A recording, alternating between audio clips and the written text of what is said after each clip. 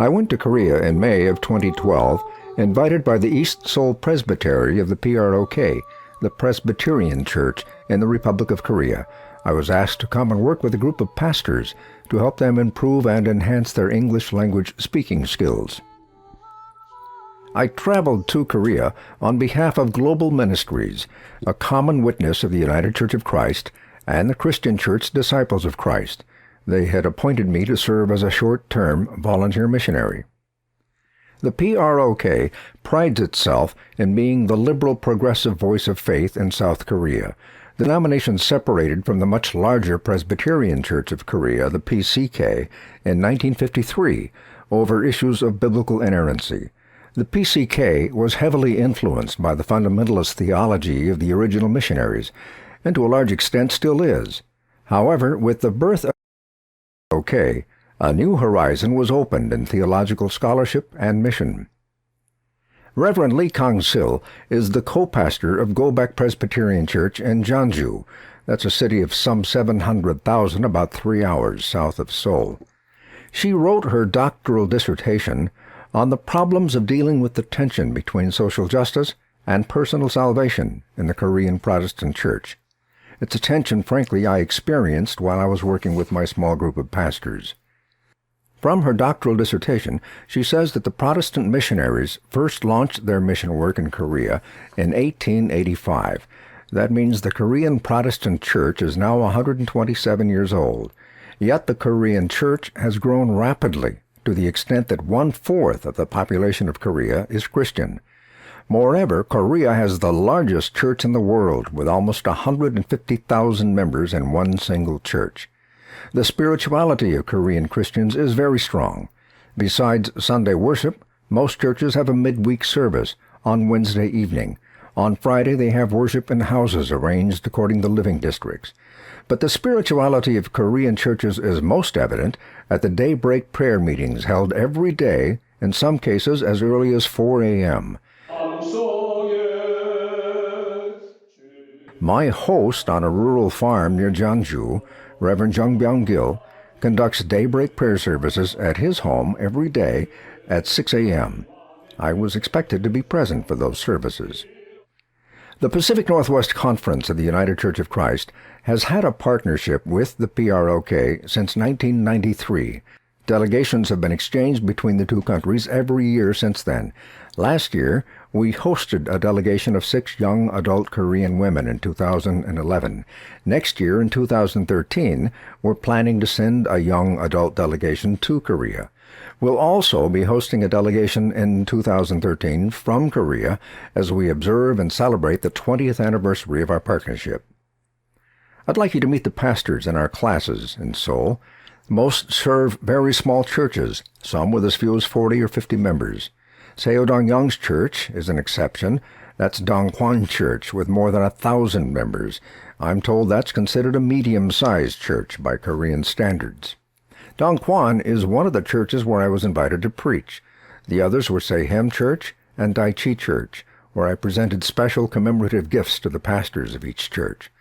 Because worship space is at a premium, many churches rent space in commercial buildings, like this one, where Sehem Church has a space on the 6th floor, and just down the hallway there's a large Pentecostal church worshiping there. A full gospel church meets on the 5th floor. A grocery store, several restaurants, a department store, and a variety of business offices occupy the building. Our group met for 2 hours a day, 4 days a week during the entire month of May, on the 6th floor of this building. I would begin each class session with the question, "So how's the weather in your life?" When we were saying our goodbyes, they asked me the same question. How's the weather in your life? Perfect!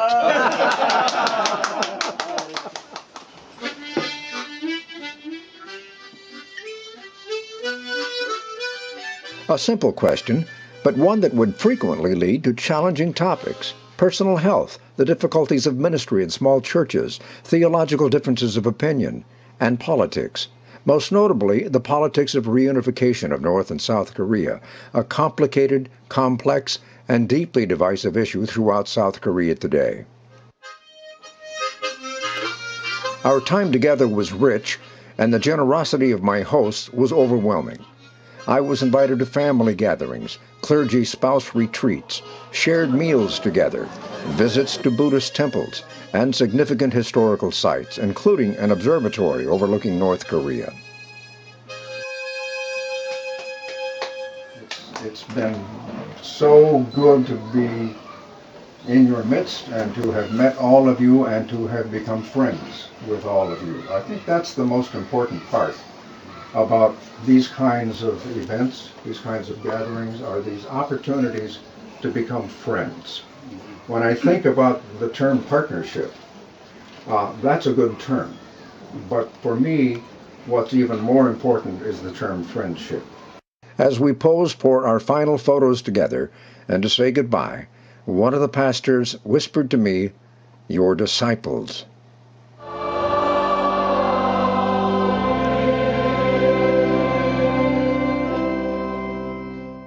For the most part, the pastors told me they tended not to comment on social justice issues from their pulpits, preferring instead to emphasize the gospel of personal salvation, which I found a bit curious, given that their church does pride itself on being the liberal progressive voice of faith in Korea.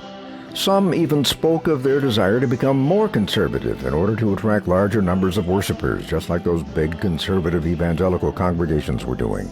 At the end of our time together, however, the conversation began to shift. "Isn't Barack Obama a member of the United Church of Christ?" they asked. "Well, yes," I said, "he used to be." I explained a little bit about the flap that developed over Jeremiah Wright, causing Obama to distance himself. "Didn't he just endorse gay marriage?" they wanted to know. "Yes," I said, "he did." "Well, what do you think about that?" "I fully support his position," I told them. It's not an overstatement to say they were stunned. Totally stunned. Here I was, a person with whom they had developed some degree of respect, supporting same-sex marriage. "But the Bible condemns homosexuality.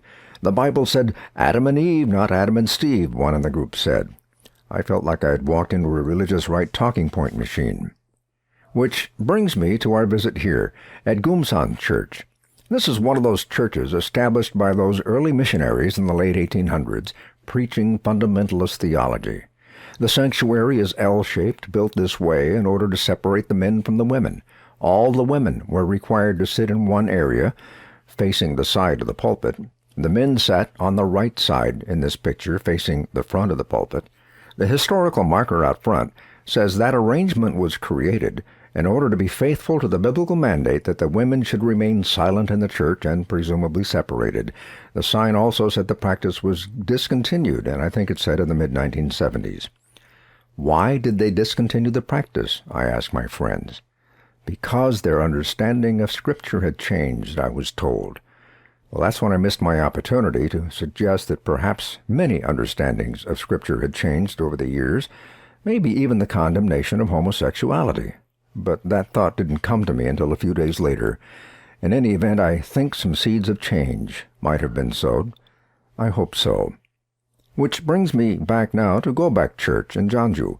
It's called a confessing church, in the tradition of the confessing church movement of Dietrich Bonhoeffer in Nazi Germany. It's a church that dares to speak out against government oppression, which Pastor Lee Kang-sil tells me is very much a reality in South Korea.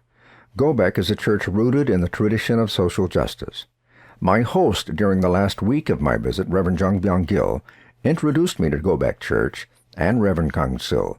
Byung-gil serves pastors and farmers in the rural areas of South Korea. Reverend Jung Byung-gil is the director of the Christian Agricultural Development Institute in the rural area of the west central region of South Korea, about a 3-hour drive south of Seoul. He raises chickens and sells their eggs to finance a ministry of working with pastors who serve rural churches. His 5,500 chickens produce as many as 6,000 eggs a day. The eggs are sold at an egg producers farm cooperative in Seoul. He'll soon expand the venture to 14,000 chickens. Reverend Jung served as the pastor of a rural church in the same area for many years, then at a church in the big city of Seoul before returning to his first love, working with churches and pastors in the country. Reverend Jung donates some of his eggs to this church, Gobek Presbyterian in nearby Jeonju, to help them raise money for their ministry. Reverend Lee Kang-sil is the co-pastor, along with her husband, Han Sang-yo. 돌아와 십자가로 주님과 한 몸을. However, Han Sang-yo was imprisoned a year and a half ago for visiting North Korea to try and create avenues of communication to discuss reunification of the two Koreas. Not only was the visit in violation of South Korean government policy, he was pummeled by the hardline Christian right, accusing him of praying with the North Koreans for the well-being of their supreme leader Kim Jong-il, something he says he did not do. But the radical Christian right claimed he did. That probably infuriated the government more than his unsanctioned visit. He was sentenced to 3 years in prison. He could be released next March or August, depending on the outcome of December's elections. Gobek Church is described as a confessional church, one that has taken a strong public stance against oppressive government policies, even describing the current government as a dictatorship. It's clearly a minority and controversial religious voice in South Korea. Members of Gobek are discriminated against in society and in the workplace. Many employers even refuse to hire them.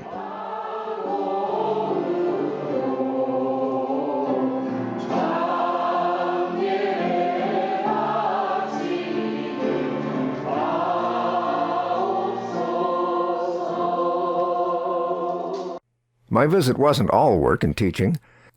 My hosts were very gracious and made sure I got an exposure to life in Korea not found on the beaten path of tourism. The young adult women with whom I met elevated me to royalty. I'm now known in some circles as King Edward, but not very many circles.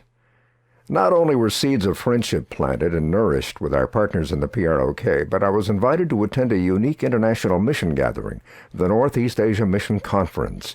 It was an unexpected bonus where I was to meet even more new friends. Greeting the church from Taiwan. Greeting from the Church in Taiwan. Hello, greetings from Church of Japan. Greetings from Church of Korea.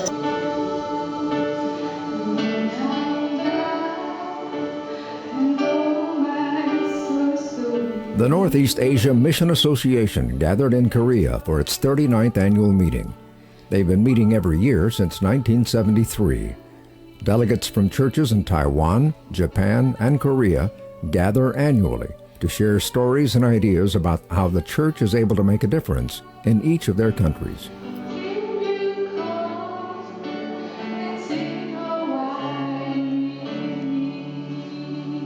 The theme of this year's gathering was focused on how the churches could provide services and assistance to undocumented foreign workers in their countries.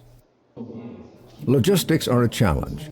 Delegates listen on headsets as reports from each country are translated into their own languages. This year's gathering was hosted at Oak Valley, a golf and ski resort near the east coast of the Korean peninsula. Taiwan will host the 2013 gathering. The association will meet in Japan the following year.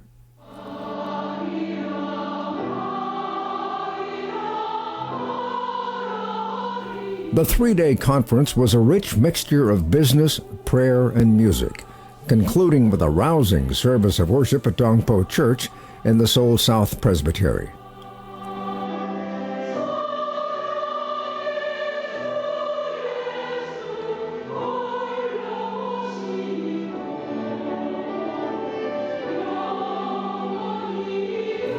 As we departed, several of my newfound friends said, "See you in Taiwan next year."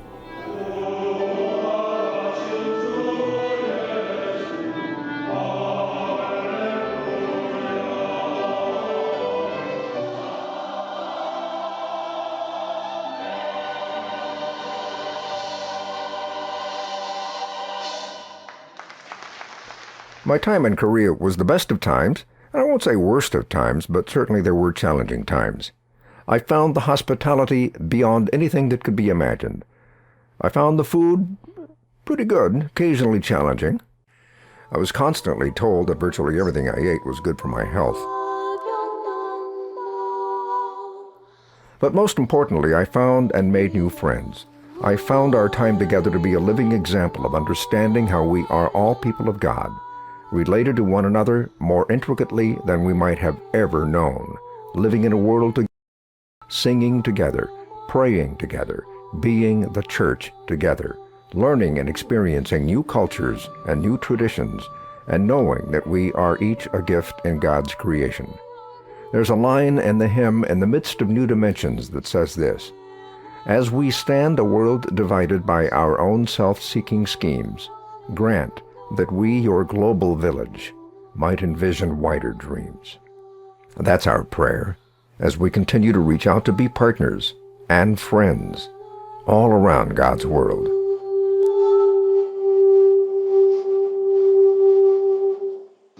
빨리 학교 가자.